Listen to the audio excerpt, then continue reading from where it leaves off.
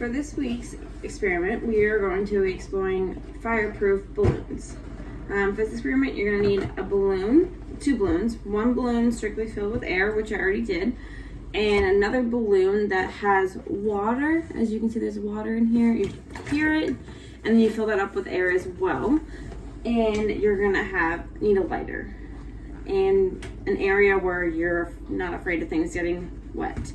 I already pre-blew up and did these balloons because I have a hard time with tying the knots, so I just wanted to be prepared for that. All right, so I'm going to set the balloon with water aside, and I'm going to just strictly look right now at the balloon that is filled with air. So the reason why we're doing this experiment is because heat is transferred to liquids very quickly, but gases on the other hand are much less conductive, and therefore heat transfer occurs much slower. So let's explore why that is. So we're going to take our balloon that is just filled with air, and we're going to take our lighter, and we're going to place the lighter under our balloon, and we're going to see what happens.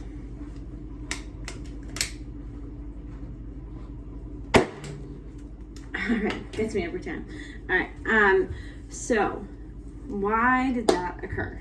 This is because air is a relatively poor conductor of heat, and this, away from like the thin layer of the rubber. So when we blow up the balloon, we are slowly stretching out those physical bonds that make up latex, and it's creating a thin layer. So when the rubber overheats, the physical bonds holding that rubber together are broken. So we can also look at it too is the heat starts to melt away, and that's what causes a rip or break or weakness in the material. And so, like I said, those bonds that are holding together that latex are being broken apart by that heat, and the air inside that balloon is gonna push against that weak point, and it causes the balloon to pop. All right, so now that we know that, now let's take our balloon that is filled with water and a little bit of air, and we're gonna place the heat or the lighter underneath the balloon and see what happens.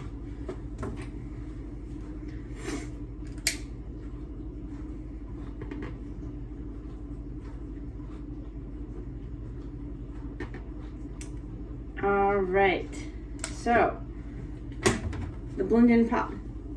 Why is that? So let's look at water. So water has a high heat conductivity and a high heat capacity. Heat capacity is the capability of water to absorb heat without undergoing an increase in temperature.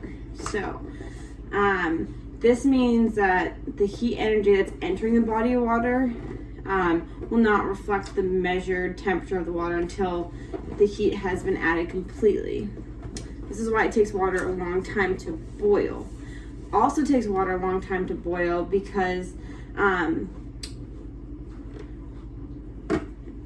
when water is when it absorbs heat without increasing temperature, it's because the water, to increase temperature in the water molecules must be made to move faster than within the water, and that requires breaking hydrogen bonds, and breaking the hydrogen bond absorbs that heat. So by breaking the hydrogen bond, the heat is being absorbed, absorbs that heat to help break it down.